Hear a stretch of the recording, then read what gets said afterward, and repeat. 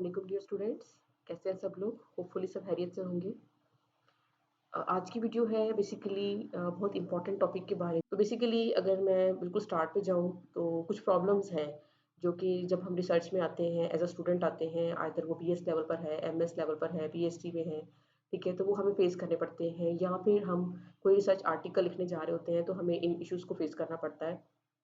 उनमें सबसे पहली चीज़ जो अगर आप देखें तो मैं इसको हाईलाइट भी करती जाती हूँ साथ-साथ, तो ये है selection of topic, research topic, ठीक है? अब आपने टॉपिक कैसे सिलेक्ट करना है, ये बहुत मेजर और बहुत एक सीरियस इश्यू है रिसर्चर्स के लिए। तो टॉपिक जो है उसकी सिलेक्शन के लिए यूजुअली हम डिफरेंट पेपर्स पढ़ते हैं, हम लिटरेचर को सर्वे करते हैं, हम गूगल पे जाते हैं, वहाँ पे लेटेस्ट ट्रेंड्स लिखते हैं, latest latest trends in research, जो भी हमारा फील्ड है, अदर बायो है, मैथ्स है, फिजिक्स है, केमिस्ट्री है, तो या इवन के आर्ट्स के सब्जेक्ट्स हैं, तो ये चीज़ आपको वहाँ पे भी इवन के आपके जो जितने भी डिसिप्लिन्स हैं, जितने भी सब्जेक्ट्स हैं, ये तमाम स्टूडेंट्स इस इश्यू को फेस करते हैं।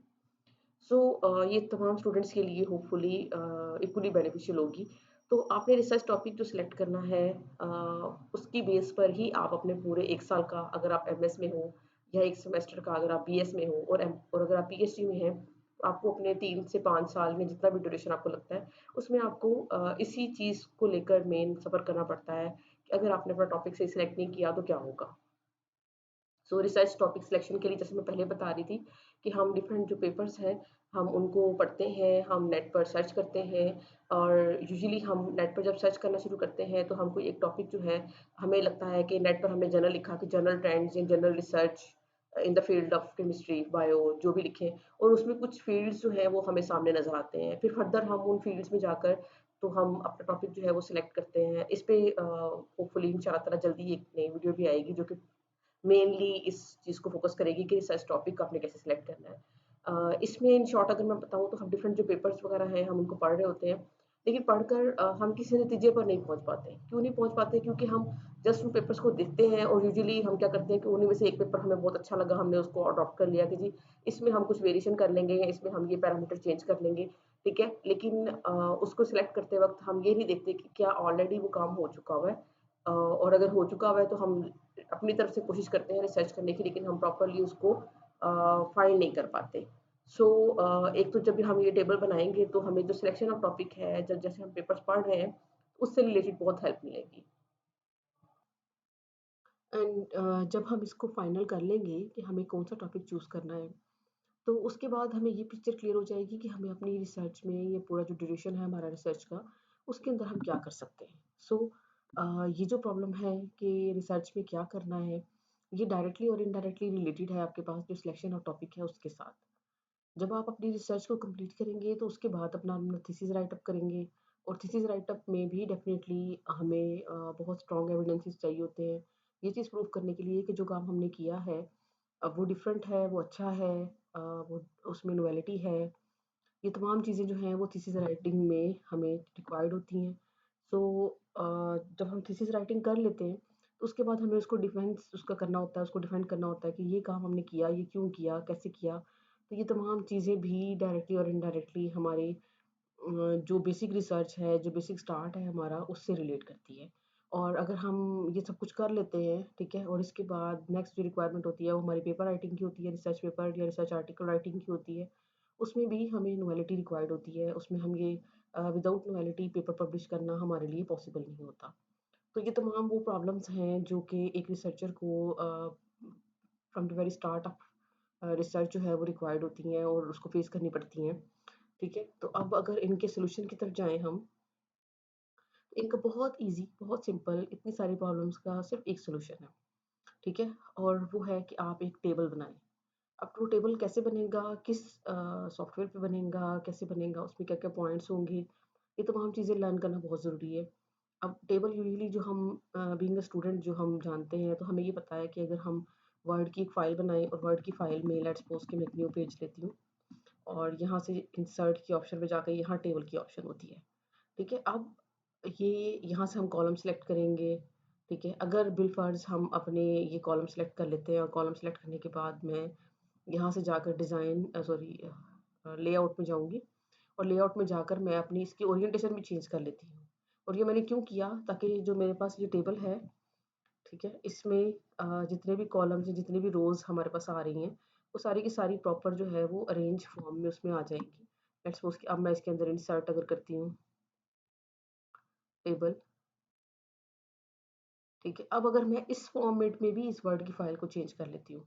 पहले तो हम वो इस फॉर्मेट में लेकर चलते नहीं हैं, हम यूजुअली जो लेआउट ले रहे होते हैं, वो हम जो हमारे पास पोर्ट्रेट व्यू है, यानी कि जो एक हमारे पास वर्टिकल व्यू है, हम वो ले रहे होते हैं, ठीक है? लेकिन उसमें लेने का नुकसान ये है कि जब मैं इसमें टेबल बनाऊँगी, तो जैसे-जैसे इसमें पॉइंट्स ऐड करूँगी, चीज़ें ऐड करूँगी, तो ये टेबल जो है वो बहुत ज़्यादा एक्सपेंड जब होता जाएगा, तो इसको कंट्रोल करना, इसको मैनेज करना और फिर इसके बाद में प्रिंट्स लेना और एक ही टेबल की फॉर्म में इन तमाम चीज़ों को देखना बहुत मुश्किल होता है। टाइम्स न्यू रोमन में आप इसको ले जाएँ, साइज़ वेरी कर लें, तो इन तमाम इश्यूज़ को हैंडल करने के लिए, ठीक है, आप बना के बेशक चेक कर लीजिएगा कि वर्ड में उसी टेबल को अगर आप वर्ड में लेकर आते हैं, तो वर्ड में उसको मैनेज करना, हैंडल करना मुश्किल है, ठीक है, एज़ कम्पेयर टू अगर हम उसको एक्सेल में ले जाएँ। अब एक्सेल के लिए अब हम बिल्कुल स्टार्ट में जाकर अपने जो प्रोग्राम्स हैं, वहाँ से एक्सेल को सर्च कर सकते हैं। ये वैसे तो यूजुअली स्टूडेंट्स को पता होता है, लेकिन हमारी एक बहुत ही अच्छी स्टूडेंट हैं, उनको एक प्रेजेंटेशन जो स्लाइड्स हैं उसको सर्च करने में इशू आ रहा था, तो इसलिए उनकी पॉइंट से मुझे याद आया कि माइट बी कि दूसरे बच्चों को जो कि बिल्कुल स्टार्टिंग में है अभी सर्च के, उनको भी ना पता हो, तो ये एक्सेल की एप्लीकेशन आपकी बिल्कुल स्टार्ट में जितनी भी एप्लीकेशन होती हैं वहाँ पे पड़ी होती है। यहाँ पे मैंने इस पर क्लिक किया तो मेरे पास ये एक्सेल की फाइल अभी ओपन हो जाती है। यस, ये इस फॉर्मेट में आपके पास एक्सेल की फाइल ओपन होगी, ठीक है? आप इसमें ये जो कॉलम्स रोज़ बनी हुई हैं, आप इनको यूज़ कर सकते हैं, ठीक है? अब इनको यूज़ करने के लिए आप बिल्कुल अगर मैं बिल्कुल स्टार्टिंग से बताऊँ, तो हमारे पास यहाँ पे जो कॉलम्स वगैरह हैं, हम इनको यूज़ करते हैं, ऊपर इनकी हेडिंग दे देते हैं। लेट्स सपोज़ कि मैं पहले वाले से यूज़ कर लेती हूँ, रेफरेंस की हेडिंग दे देती हूँ, ठीक है? उसके बाद रेफरेंस में वो पेपर आएगा, पेपर में ऑथर का सरनेम आएगा, ठीक है? फर्स्ट ऑथर सरनेम आएगा और उसके साथ हमारे पास जो आपका वो है ईयर वो आएगा और अगर कोई इम्पोर्टेंट चीज़ उस पेपर से रिलेटेड अगर आपको समझ में आती है तो आप उसको वो लिख सकते हैं, ठीक है? अब मैं कोशिश करती हूँ कि मैं आपको एक टेबल बनाने का प्रॉपर तरीका भी बताऊँ। जी, ये मैंने एक पेपर जो है वो ओपन किया है, ठीक है? लेट्स सपोज़ कि ये पेपर का टाइटल है और ये उसकी डिटेल सारी गिवन है यहाँ पे। ये ऑथर नेम है और यहाँ से मैं चेक कर लेती हूँ कि ये फर्स्ट ऑथर है, ठीक है? इसका फर्स्ट ऑथर का सरनेम और आगे यहाँ पे ऊपर ब्रैकेट में ईयर लिखा होता है, ठीक है? ये उन स्टूडेंट्स के लिए जो बिल्कुल स्टार्टिंग से भी देख रहे हैं।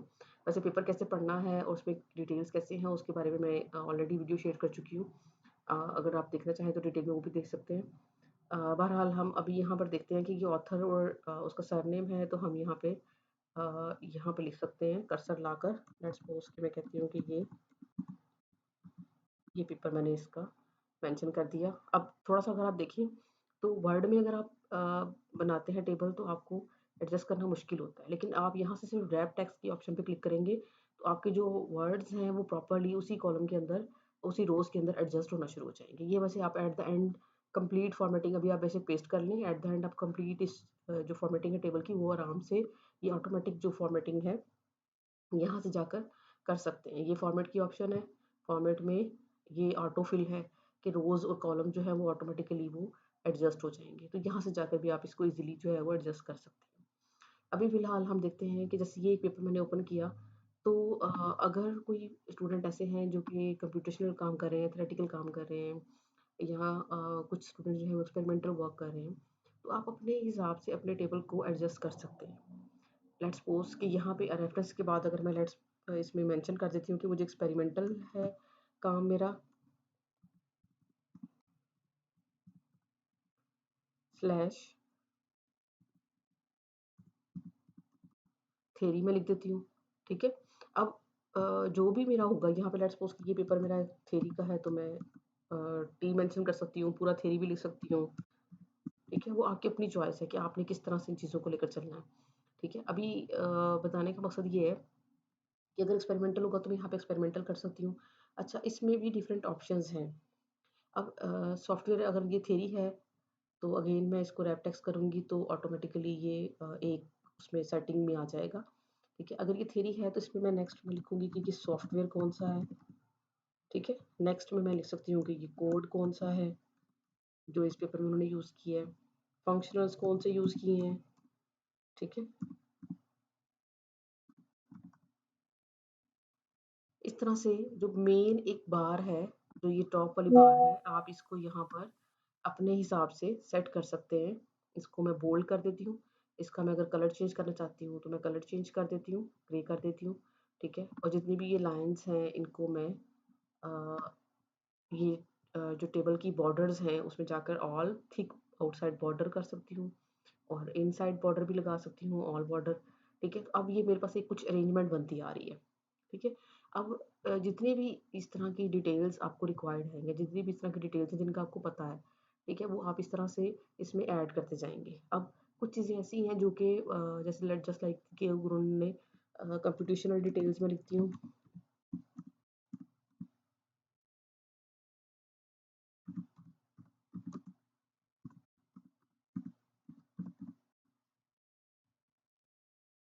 तमाम पैरामीटर्स जो कि यूजुअली यूज़ होते हैं उनको डिफाइन कर लेते हैं। अब कंप्यूटेशनल पैरामीटर्स की मैं अगर बात करूँ, कंप्यूटेशनल डिटेल्स की अगर मैं बात करूँ, तो इसमें काफ़ी सारे पैरामीटर्स आते हैं। जस्ट लाइक इसमें आपके पास स्पेस ग्रुप आएगा, इसमें आपके अल्फा बीटा गामा आएंगे जो लेटेस्ट वेरिएबल्स हैं, सॉरी लेटेस्ट एंगल्स हैं, लेटेस्ट पैरामीटर्स हैं, ठीक है। तो इस तरह की बहुत बेहतर चीज़ें आएंगी, फोर्स आएगी, डिस्प्लेसमेंट आएगी, जो आपके पास जितने भी इनपुट पैरामीटर्स हैं यूजुअली जो पेपर्स में यूज़ किए हैं वो सारे इसमें कंप्यूटेशनल डिटेल्स में आएंगे। इसका मतलब है कि कंप्यूटेशनल डिटेल जो है उसकी सब हेडिंग्स होनी चाहिए, ठीक है। अब इसको अंडरस्टैंड करने के लिए हम दो तरीके कर सकते हैं। एक तो पहला तो ये कि मैं ये जो मैंने लिखा है इसको मैं कट करके तो नेक्स्ट उस पे ले जाती हूँ लाइन पे, ठीक है। और दूसरी चीज़ मैं ये भी कर सकती हूँ कि यहाँ से इस पे राइट क्लिक करके तो मैं इंसर्ट पे जाके यहाँ से भी अपनी जो एक रो है उसको नए सिरे से जो है वो ऐड कर सकती हूँ, ठीक है। अब आपकी अपनी चॉइस है आप किस तरह से इसको लेकर चलते हैं।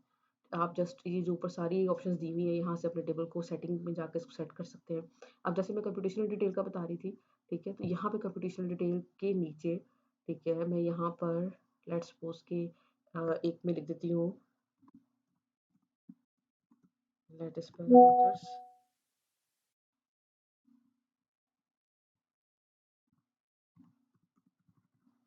ठीक है। नेक्स्ट वाले में मैं लिख देती हूँ लेट्स सपोज के मैं कहती हूँ कि स्पेस ग्रुप चाहिए मुझे, ठीक है। ये नीचे सॉरी नीचे लिखा गया है, इसको मैं कट करके ऊपर पेस्ट करती हूँ। ओके, नेक्स्ट मैं कह देती हूँ कि मुझे कुछ डिस्प्लेसमेंट की एक ऑप्शन, नेक्स्ट वाले में मैं कहती हूँ कि मुझे फोर्स चाहिए। मतलब ये सारे पैरामीटर्स, इसमें और भी काफ़ी सारी ऑप्शंस आ सकती हैं। तो ये सारे पैरामीटर्स बेसिक किस हेडिंग के अंदर आएंगे, कंप्यूटेशनल डिटेल्स के। तो ये कंप्यूटेशनल डिटेल्स को मैं यहाँ से सब जितने भी ये नीचे जितने भी मैं नीचे लिखना चाहती हूँ मैं सबको ऐड कर लूँगी कि अगर कुछ ऐसा है कि जो आपको फ़ौरन नहीं ज़हन में आ रहा है या नहीं पता, तो आप जैसे जैसे देखते जाएंगे आप उस हिसाब से एक्सेल के अंदर बनाने का बेसिक फ़ायदा ये भी था कि आप इसको अपनी मर्ज़ी के हिसाब से साथ साथ इसको चेंज कर सकते हैं। जबकि वर्ड के अंदर अगर आपको टेबल के अंदर अगर मज़ीद टेबल ड्रॉ करने हैं तो वो थोड़ा कॉम्प्लेक्स सिस्टम बन जाता है। इसमें बहुत ईज़ी है करना। सो जितने भी नीचे आपको ये ब्लॉक्स चाहिए आप उसके हिसाब से ऊपर सबको सेलेक्ट करेंगे और ये मर्ज की ऑप्शन है रैप टेक्स्ट के नीचे बिल्कुल मर्ज एंड सेंटर। मैं मर्ज एंड सेंटर पे क्लिक करूँगी तो ये जितने भी सारे हैं ये सारे कंबाइन होकर एक वो दे देंगे आपको सब हेडिंग। अब इसमें मैं अगेन ऑल ब्लॉक्स फिल कर देती हूँ ताकि पता चल जाए कि किस तरह से हम जो है वो लेकर चल रहे हैं। इसमें रैप टेक्स्ट की ऑप्शन कर देती हूँ ताकि जो लफ्ज़ लिखे हुए हैं वो आपको पता चल जाए कि यहाँ पे लिखा क्या हुआ है, ठीक है। तो आप इसको एक्सपेंड भी कर सकते हैं। ये जो ऊपर ABC लिखी हुई है यहाँ से डबल एरो सी आएगी, वहाँ से आप इसको एक्सपेंड करके अपने वर्ड की जो राइटिंग है उसको सेट कर सकते हैं। ये जनरल फॉर्मेटिंग जो है बोल्ड करना है, आपने इसको सेट करना है, वो आप इजीली इसमें कर सकते हैं। इसके बाद अगर नेक्स्ट हम देखें तो नेक्स्ट में हमारे पास यहाँ पर अगर हम देखें तो प्रॉपर्टीज़ आ जाएंगी। लेट्स सपोज कि ये मैं कहती हूँ कि जी मुझे ऑप्टिकल प्रॉपर्टीज़ पे काम करना है,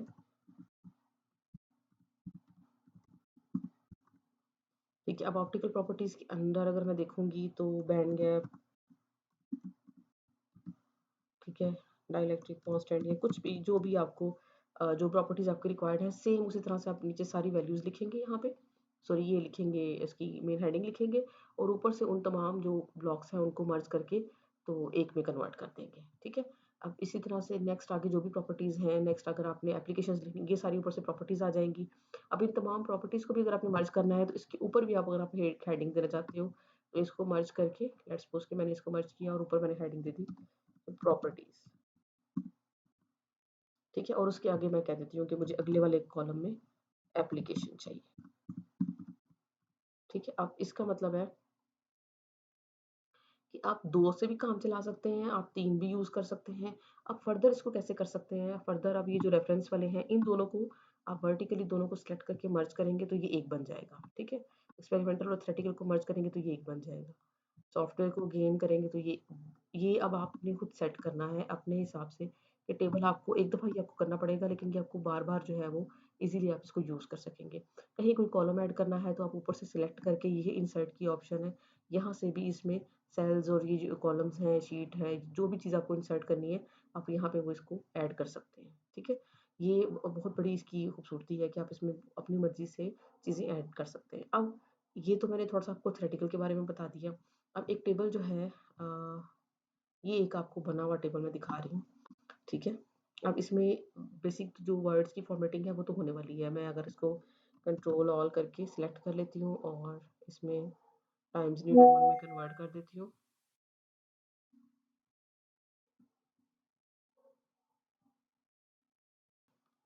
इसको टाइम्स न्यू रोमन में कन्वर्ट करते हैं।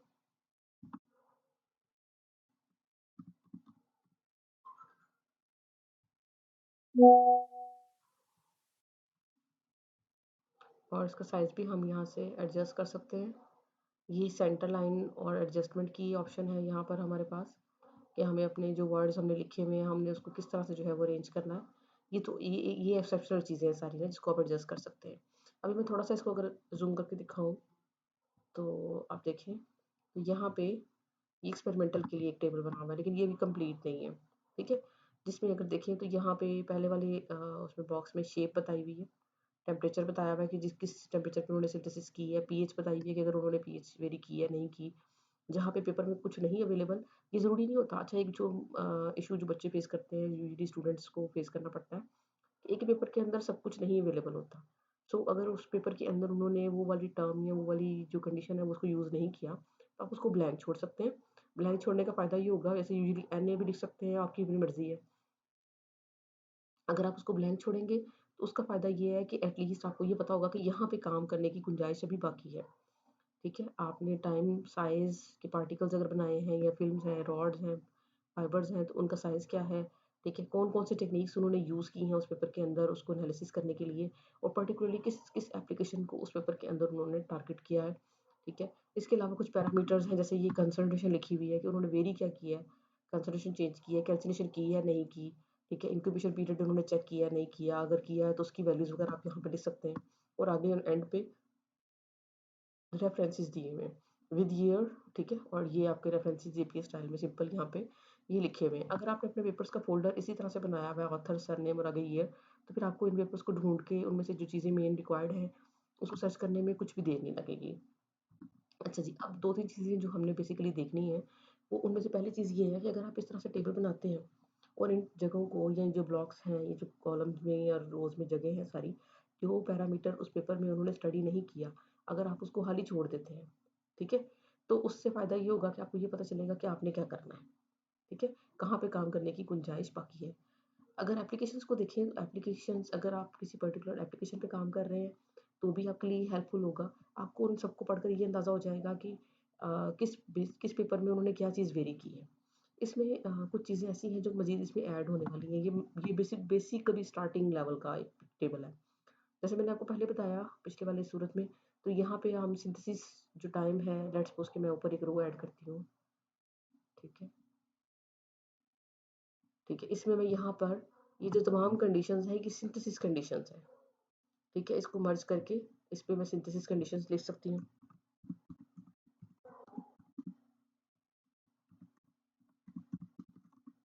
ठीक है? ये अब टेक्निक्स आ गई, एप्लीकेशंस हैं, ये कंसंट्रेशन, कैल्सिनेशन, ये सब कुछ भी इधर इनके साथ एडजस्ट हो सकता है। तो कोशिश करें कि अपना टेबल जो है वो प्रॉपर एक अरेंजमेंट की सूरत में बनाएँ, जिसको देखकर आपको खुद भी समझ आए कि आप करना क्या चाह रहे हो। इससे पहले अगर मैं एक कॉलम यहाँ पे ऐड करती हूँ, ठीक है, तो यहाँ पर एक मज़ीद ऐड कर लेती हूँ ताकि मैं आपको प्रॉपर्ली बता सकूँ। 2 मैंने ऐड किए हैं, यहाँ पर मैं बता सकती हूँ कि मेरा जो स्टार्टिंग मटीरियल था, प्रिकर्सर क्या था? जो प्रिकर्सर है हमारे पास हम वो बता सकते हैं, यहाँ पे हम सॉल्वेंट बता सकते हैं कि हमने मिक्स किस में किया। नेक्स्ट हम जो एक और कॉलम इसमें अगर ऐड करें, ठीक है, तो सॉल्वेंट को अगर मैं इधर ले जाती हूँ इसमें, यहाँ पे मैं मज़ीद इसके बारे में जो इसकी डिटेल है वो बता सकती हूँ। जो भी पैरामीटर्स उन्होंने सिंथेसिस के लिए हैं, लेट्स सपोज अगर ग्रीन सिंथेसिस उन्होंने फॉलो किया है, तो उन्होंने कौन-सा प्लांट लिया है, ठीक है। नेक्स्ट एक कॉलम और ऐड करके मैं ये बता सकती हूँ कि उन्होंने जो प्लांट लिया है उसका जो कॉमन नेम है, बोटेनिकल नेम है वो क्या है, और प्लांट का कौन-सा उन्होंने पार्ट लिया है, रूट ली है, लीव्स लिए हैं, स्टेम ली है, क्या चीज़ उस फ्लावर लिया है, उसमें उन्होंने कौन-सा पार्ट लिया है। और प्लांट में भी फर्दर आगे मैं अगर इसको रखूँ और इसमें 2 बनाना चाहूँ इसके सब पार्ट्स, तो मैं अगेन यहाँ पे इंसर्ट करके रोज़ वैसे ही नीचे होगी, इस पे कर लेते हैं दोबारा से। ये प्लांट था, अब मैं यहाँ पे 2 इसके वो बनाना चाहती हूँ, तो कॉलम्स, तो मैं यहाँ पर 2 में इसको ले जाती हूँ, इसको मर्ज कर देती हूँ और नीचे 2 जो हैं उसमें मैं लिख दूँगी कॉमन नेम, ठीक है, और अगले वाले उसमें मैं लिख दूँगी ब्लॉक में, इसको रैप टेक्स्ट कर लेते हैं ताकि वो पूरा आ जाए वहाँ पर। तो मैं इसका साइंटिफिक या बोटैनिकल नेम जो है वो मेंशन कर देती हूँ। अच्छा, आप अपनी उसके लिए ना आसानी के लिए अगर चाहें तो आप इसमें एक कॉलम और ऐड करके आप यहाँ पर इसकी पिक्चर भी लगा सकते हैं। जैसे ये साइंटिफिक नेम है, इसको साइड पर कर देते हैं इसके साथ, और यहाँ पर मैं इसकी पिक्चर भी मेंशन कर देती हूँ, ठीक है। अब ये अगर इस तरह से आप टेबल बनाते हैं और इसमें मतलब ईच एंड एवरी डिटेल जो कि आपको लगता है ना उसमें ऐड हो सकती है, आप इसमें बहुत वैरायटी से इस टेबल को मॉडिफाई कर सकते हैं, ठीक है। आप जो भी चीज़, जो भी पैरामीटर आपके अपने काम से रिलेटेड है, मतलब अगर आप केमिस्ट्री पे काम कर रहे हैं, बायो पे कर रहे हैं, एनवायरमेंटल साइंस पे कर रहे हैं, तो अपने सब्जेक्ट और अपने डिसिप्लिन के हवाले से आप इसके अंदर जो तमाम चीज़ें हैं उनको वेरी कर सकते हैं। अब अगर हमने सब कुछ ये बना लिया, इसको मॉडिफाई कर लिया, कहाँ पे आपने इसको बोल्ड करना है, मेन चीज़ें, मेन पॉइंट्स इसके कौन से हैं, वो तमाम चीज़ें, हर वो चीज़ जो कि आपको लगता है कि आपके काम के पॉइंट्स में इंपॉर्टेंट हो सकती है, वक्ती तौर पे अगर आपको लग रहा है कि ये चीज़ इतनी ज़रूरी नहीं है लेकिन उसको ऐड कर लें, क्योंकि एक दफ़ा पेपर आपने ओपन किया हुआ है, उसको ओपन करके सिर्फ़ आपने जब एक दफ़ा ये आपने मेन हेडिंग्स बना ली, एडजस्ट कर लिया, तो जस्ट आपने उसकी वहाँ पे छोटी-छोटी वैल्यूज़ लिखनी है, ठीक है? इतना ज़्यादा टाइम टेकिंग नहीं होगा इन केस कि अगर आपने इसको प्रॉपर एडजस्ट कर लिया तो। जब आप एक दफ़ा इसको बना लेंगे, तो आप इसी टेबल को मॉडिफ़ाई करके अपने पहले तो टॉपिक को सिलेक्ट कर सकते हैं, ठीक है? टॉपिक सिलेक्ट कैसे करेंगे कि लेट्स सपोज़ कि मैं यहाँ पे किसी एक शेप की बात करती हूँ कि जी मुझे इस शेप का मटेरियल चाहिए और इसे एक प्लांट से चाहिए या इसे एक प्रिकर्सर से चाहिए या इसे एक सॉल्वेंट से चाहिए, तो वो एक पूरा प्रॉपर फॉर्मेट मेरे पास बन जाएगा, ठीक है? मैं उसमें से चेक कर लूँगी कि अगर पहले भी यूज़ हुआ हुआ है प्लांट या सॉल्वेंट या एक प्रिकर्सर, तो किस हद तक यूज़ हुआ हुआ है और उससे लोगों ने क्या पैरामीटर्स चेंज किए हैं और किस तरह से उसको वेरी किया है, ठीक है? जब इसको कंप्लीट देखूँगी तो मुझे ये पता चल जाएगा कि इसको अगर 3 या 4 लोगों ने यूज़ किया हुआ है और उनका पार्टिकल साइज़ ये आया है और इस एप्लीकेशन में उन्होंने यूज़ किया है, तो दूसरी गुंजाइश या दूसरी तरफ स्पेस जो है वो खाली होगी। वैसे भी जब ग्रेजुअली आप इसको बनाना शुरू करेंगे ना, तो ऑटोमेटिकली आपके पास डिफरेंट ऑप्शंस आना शुरू हो जाएँगी इंशाल्लाह। इससे तो आपको टॉपिक की सिलेक्शन में मदद मिल जाएगी। सेकंडली आपको अपनी रिसर्च में क्या करना है, जो क्वेश्चंस थे, जो प्रॉब्लम्स थे हमारे, आपको डेफिनिटली जो स्पेस खाली होगी तो आपको पता होगा कि मुझे अपनी रिसर्च में ये चीज़ करनी है। ठीक है? आप अपने थीसिस राइटिंग में इससे हेल्प ले सकते हैं कि पहले ये कुछ काम हो चुका हुआ है और मैं अपने कंपैरिज़न में, अपने रिज़ल्ट के कंपैरिज़न में इसको यूज़ कर सकती हूँ। 4 चैप्टर में आप इस टेबल को स्लाइटली मॉडिफ़ाई करके अपने काम के हवाले से जो-जो चीज़ें आपको चाहिए वो उठा सकते हैं और उसको अपने 4 चैप्टर में जाकर पेस्ट करके और अपने काम का बता सकते हैं कि ये ऑलरेडी लिटरेचर में ये हुआ हुआ था, ठीक है? हमने ये किया और हमारा ये काम इस तमाम टेबल की निस्बत अगर हम देखें तो हमारा ये काम बेस्ट है। और ये बहुत स्ट्रॉन्ग एविडेंस होता है अपने काम की नोवेलिटी को शो करने के लिए रिसर्च पेपर में भी और थीसिस के अंदर भी, और इजीली आप इसको यूज़ करके तो अपना तमाम काम रिसर्च का जितना भी है, ठीक है, आप उसको कंप्लीट कर सकते हैं और सक्सेसफुली उसको डिफेंड भी कर सकते हैं। अगर ये टेबल बना हुआ होगा तो एक पॉजिटिव चीज़ ये होगी कि यूजुअली जो बच्चे रह जाते हैं जिसको देखने से शॉर्ट टाइम पीरियड के अंदर कंप्लीट पेपर सर्वे नहीं करते और टेबल नहीं इस तरह से बनाते और उनको पता ही नहीं होता, वो एक ही पेपर बार बार पढ़ रहे होते हैं। लेकिन जब आप इस तरह से टेबल बना लेंगे तो इंशाल्लाह ताला एक तो रिपीटिशन नहीं होगी उस तरह से, सेकेंडली ये नहीं होगा कि पूरा 1 साल लगाकर 2 साल लगाकर आपने अपना काम कर लिया। काम करने के बाद पता चला कि वो तो ऑलरेडी पिछले 10 साल पहले, 5 साल पहले पेपर पब्लिश हो चुका हुआ था। तो वो आपको जब एक सारा टेबल आपके सामने होगा तो आप इज़िली उसका एनालिसिस कर सकेंगे और कंपैरिज़न कर सकेंगे कि ये काम हो चुका हुआ है, इसको आपने इस तरह से नहीं करना दोबारा, ठीक है? ताकि आपके काम की जो नॉवेलिटी है वो उसमें बरकरार रहे। अच्छा जी, अब जो एक सबसे इम्पोर्टेंट टिप, ठीक है, अगर आपने यहाँ तक इसको देख लिया है, आपको टेबल बनाने की समझ आ गई है, आप अपने हिसाब से, ये सिर्फ़ एक जस्ट आपको समझाने के लिए था, आप अपने हिसाब से जो मेन हेडिंग्स हैं, जो कॉलम्स हैं, जो रोज़ हैं, आप सबको एडजस्ट कर सकते हैं, ठीक है? जब आपने इसको कर लिया, ठीक है, अब आपको वर्ड और इस वर्ड डॉक्यूमेंट में या इधर एक्सेल की अगर मैं बात करती हूँ, तो इसमें बनाने का मकसद क्या था? वर्ड डॉक्यूमेंट में इस तरह से कॉलम्स को एडजस्ट करना और एक पूरे सीक्वेंस को लेकर चलना डिफ़िकल्ट होता है, ठीक है? जब आप एक्सेल पे बनाते हैं यूजुअली बच्चे जब टेबल बनाने का कहा जाता है तो वर्ड पे ही बनाते हैं। इसलिए मैंने ये ज़रूरी समझा कि ये दोनों चीज़ों में डिफ़रेंस जो है कि बताया जाए। जब आप इसको एक्सेल पे बनाएँगे तो आपने व्यू पर जाना है। व्यू में एक ये पेज ब्रेक प्रीव्यू की ऑप्शन है। ब्लू कलर की लाइन्स लगी हुई हैं, ठीक है? आप इस पे क्लिक करेंगे, जब हमने इस पे क्लिक किया तो आप थोड़ा-सा देखिएगा कि एकदम से जो टेबल इतना बड़े से उसमें था, अब इस टेबल को उसने पेजेज़ में कन्वर्ट कर दिया है। डेफ़िनिटली अगर हम इसमें मज़ीद पेपर्स ऐड करेंगे तो ये जो ब्लू लाइन्स हैं ये नीचे चली जाएँगी, ठीक है? अब अगर वर्ड में ऐसे लेकर जाती तो वर्ड में इतना बड़ा पेज और इस तरह से इसको एडजस्ट करना बहुत मुश्किल है, ठीक है? आप करके देख लीजिएगा, लेकिन डिफ़िकल्ट है उसमें।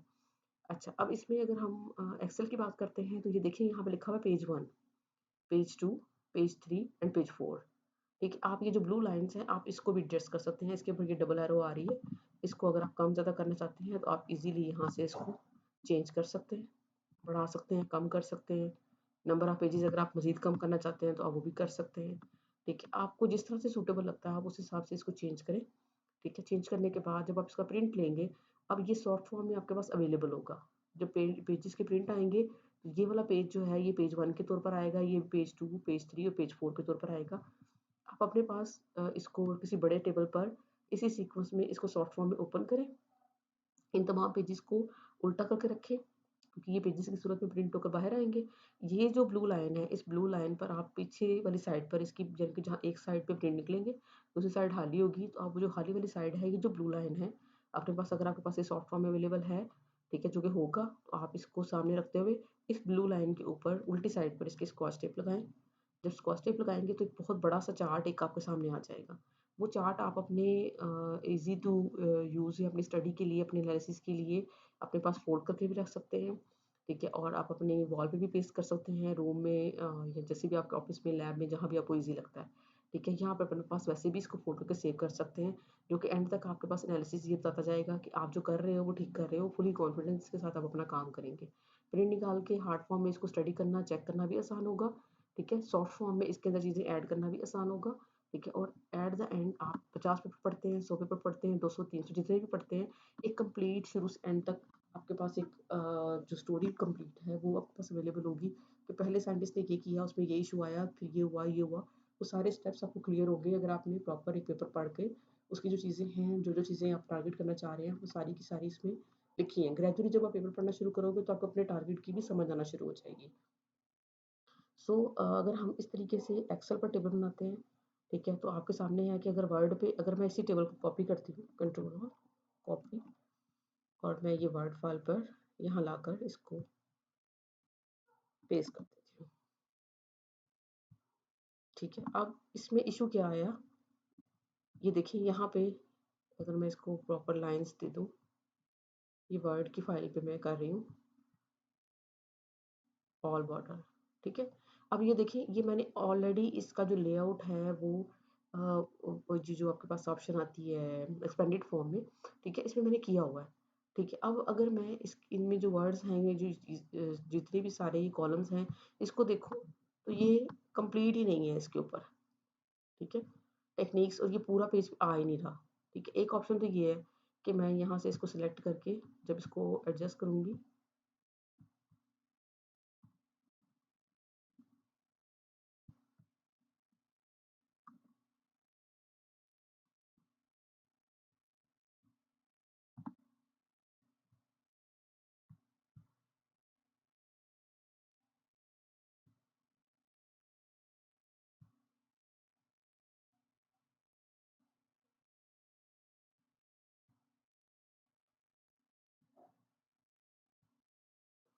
ये मैंने कंट्रोल Z किया ताकि वो जो एक्सपेंडेड फॉर्म है वो वापस आ जाए। इस टेबल को मैं यहाँ से सिलेक्ट करती हूँ, टेबल डिज़ाइन और टेबल लेआउट। यहाँ पे मेरे पास तमाम ऑप्शंस अवेलेबल हैं, ठीक है। अब यहाँ से जाकर मैं ऑटो फिट की ऑप्शन पे क्लिक करती हूँ। मैं ये कहती हूँ कि मुझे ये auto fit to the window चाहिए। विंडो का मतलब ये कि जो ये आपकी वाइट स्क्रीन है, यहाँ से यहाँ तक ये इसके अंदर आ जाएगा। मैंने इस पे इस तरह से किया, तो अब ये टेबल देखिएगा ज़रा, ऑटो फिट किया मैंने ताकि ये विंडो में या ये जो आपकी वाइट वाला पेज है इसके अंदर पूरा आ जाए।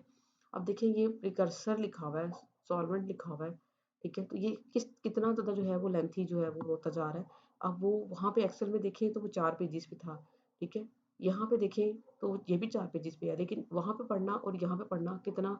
अब मैं यहाँ से प्रिंट लूँगी तो ये 1 पेज का इस तरह से प्रिंट निकलेगा, ठीक है। ये ऊपर नीचे ही आएगा इस तरह से, तो एक कंप्लीट चार्ट आपके पास नहीं बनेगा। लेकिन जब मैं एक्सेल पे जाती हूँ, ठीक है, और एक्सेल पे जाके जब मैं इसकी प्रिंट लेती हूँ, तो जब मैं इसको कंबाइन करूँगी टेप लगाकर, ठीक है, तो ये पढ़ा भी जाएगा और ये ईज़ी टू रीड भी होगा और इसका एनालिसिस करना भी मेरे पास आसान होगा, क्योंकि ये एक ही फ्लो में एक ही पैटर्न पर तमाम पैरामीटर्स को बहुत अच्छे से दे रहा है, ठीक है। तो ये तमाम वो हैं आपके पास पॉइंट्स कि जिनको आप एक अच्छा सा टेबल बनाकर अपने लिटरेचर रिव्यू को आप अच्छे से देख सकते हैं, फो चैप्टर राइट कर सकते हैं।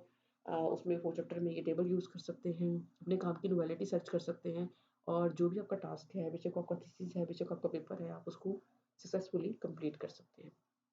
होपफुली ये वीडियो आपको अच्छी लगेगी और आपके लिए हेल्पफुल होगी। अगर इससे रिलेटेड किसी भी तरह की कोई मज़ीद हेल्प चाहिए हो तो प्लीज़ बताइएगा।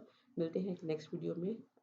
अपना ढेर सारा ख्याल रखिएगा और अपने फ्रेंड्स के साथ शेयर कीजिएगा ताकि तमाम लोगों को इसका बेनिफिट मिल सके। बहुत शुक्रिया। अल्लाह हाफ़िज़।